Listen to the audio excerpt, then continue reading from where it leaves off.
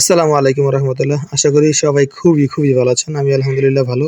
আমি একটু বেশি এক্সাইটেড এবং একটু বেশি মন মানসিকতা ভালো, কারণ আমার সেই ছোট থেকে রোপণ করা গাছগুলো পরিচর্যা করা ভুট্টা আজকে পরিপূর্ণতা পেয়েছে আলহামদুলিল্লাহ।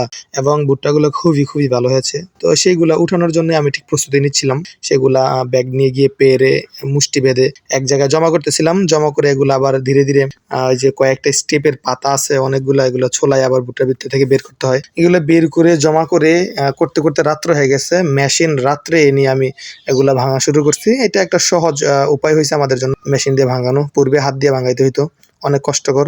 সেগুলা ভাঙাইয়া পরের দিন ইনশাল্লাহ আবার ভালোভাবে রুদ্রে দিয়ে এগুলা পরিষ্কার করে একদম সুন্দরভাবে গুছাই নিয়েছি। আগামী 1 বছরের জন্য আমার খাবার মজুদের ব্যবস্থা করে নিয়েছি। পরবর্তীতে আমি আমার ধানগুলো মজুত করে আমার 1 বছরের খাবার মজুতের প্ল্যানিং শেষ করবো ইনশাআল্লাহ। কাঙ্ক্ষিত ভুট্টা উঠানোর পরে, ভুট্টা শুকানোর পরে, ভাঙানোর পরে এবার পালা হলো ভুট্টা গাছগুলোকে সাইজ করা।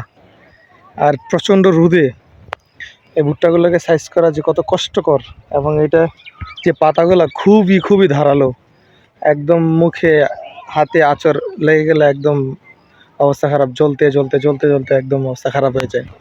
আর এমনিতে তো প্রচুর গরম, এই আঁচড় লাগলে একদম দাগ উঠা যায়।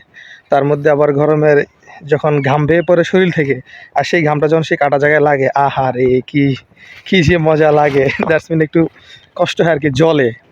তো যাই হোক, গ্রামের ভিতরে কাজ করে এরকম একটা পরিবেশে নিজের প্রফেশনে থেকে যদি হয় কৃষি, খুবই ভালো লাগে, খুবই শান্তি লাগে, মানসিক একটা শান্তি পাওয়া যায় নিজের কাজের মধ্যে।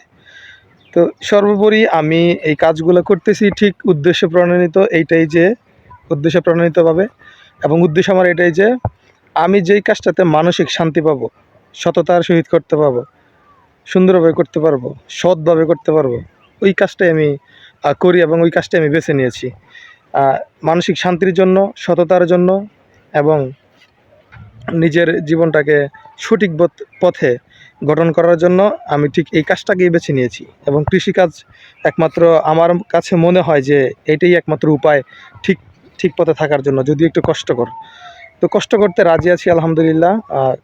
ইনশাআল্লাহ কষ্ট করতে রাজি আছি, তবে অন্যায়ের পথে বা বিপথে গিয়ে হারাম টাকা ইনকাম করার কোনো ইচ্ছাই নেই, বিন্দুমাত্র ইচ্ছাই নেই। উদ্দেশ্য এইটাই, এবং সেই উদ্দেশ্যের দিকেই সেই লক্ষ্যের দিকেই আমি দৌড়াচ্ছি ইনশাআল্লাহ। আশা করি আল্লাহ আমার জন্য ভালো কিছু রেখেছেন, সেই প্রত্যাশা মহান আল্লাহর কাছে এবং আপনাদের কাছে দোয়া প্রার্থী যেন আমার উদ্দেশ্য লক্ষ্য স্থির থাকে এবং সেই সঠিক পথেই আমি বাকি সময়টাকে পরিচালনা করতে পারি। ততক্ষণ পর্যন্ত ভালো থাকুন। দেখা হবে পরবর্তী ভিডিওতে আমার নেক্সট কোনো কৃষি জমি নিয়ে বা নেক্সট কোনো প্ল্যানিং নিয়ে। আসসালামু আলাইকুম ওয়া রাহমাতুল্লাহ।